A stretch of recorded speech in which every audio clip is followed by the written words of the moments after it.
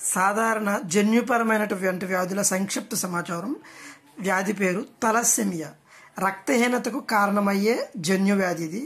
Haemoglobin ఉత్పత్తి తక్కువగా ఉంటుందన్నమాట. Next one sickle cell anaemia. రక్త కణాల ఆకారం మారడం వలన రక్త ప్రసరణ సమస్యలు వస్తాయి అన్నమాట. రక్త కణాలు గుండ్రంగా ఉండాల్సినవి కొడవల ఆకారంలో ఉంటాయి. సో సిస్టిక్ ఫైబ్రోసిస్, శ్వాసనాళాలు జీర్ణ వ్యవస్థల్లో శ్లేష్మం పెరిగిపోవడం వలన ఏర్పడే సమస్యలు అన్నమాట సిస్టిక్ ఫైబ్రోసిస్ అంటే. నెక్స్ట్ హిమోఫిలియా, రక్తం గడ్డకట్టకపోవడం వలన రక్తస్రావ సమస్యలు వస్తాయి. వర్ణాంధత, కలర్ బ్లైండ్నెస్, రంగులను గుర్తించలేకపోవడం, ఇది ఎక్స్ క్రోమోజోమ్ లోపం వలన వస్తుంది. డౌన్ సిండ్రోమ్, 21వ క్రోమోజోమ్ అదనపు నకల వలన మానసిక శారీరక అసాధారణతలు ఏర్పడతాయి అన్నమాట. జన్యు విధి ప్రోటీన్ సంశ్లేషణ ప్రక్రియ. సెంట్రల్ డాగ్మా ప్రకారం ఇది డిఎన్ఏ ట్రాన్స్క్రిప్షన్, ట్రాన్స్లేషన్. ట్రాన్స్క్రిప్షన్ అంటే ఆర్ఎన్ఏ పొలిమరేజ్ ఎంజైమ్ ద్వారా ఎంఆర్ఎన్ఏను ఉత్పత్తి చేయటం. ట్రాన్స్లేషన్ అంటే రైబోజోముల్లో ప్రోటీన్ సంశ్లేషణ అన్నమాట. కోడాన్ అనే 3 న్యూక్లియోటైడ్లు ఒక అమైనో యాసిడ్ని, ఒక అమైనో ఆమ్లాన్ని సూచిస్తాయి అన్నమాట. సో జన్యు వ్యక్తీకరణ, నియంత్రణ.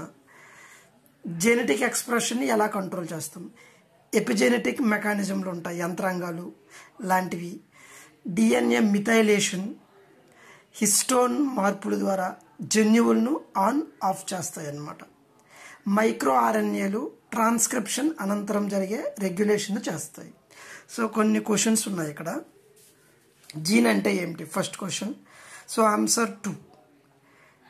డిఎన్ఏలో ఒక క్రియాత్మక ప్రమాణం అన్నమాట.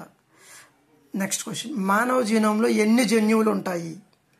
20,000 నుంచి 25,000 ఉంటాయి అన్నమాట. ఆప్షన్ 1. థర్డ్ క్వశ్చన్, డిఎన్ఏలో ఉండే 4 న్యూక్లియోటైడ్స్ ఏంటి? So option 1 ATGC, adenine, guanine, thymine, cytosine. Next fourth, central dogma అంటే ఏమిటి? 2.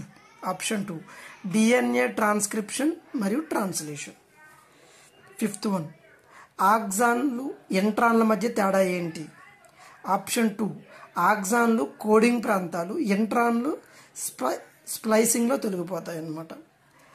జిఎంఓ జెనెటికల్లీ మోడిఫైడ్ ఆర్గానిజమ్స్, మొక్కల్లో జన్యువుల్ని ఎలా మారుస్తారు?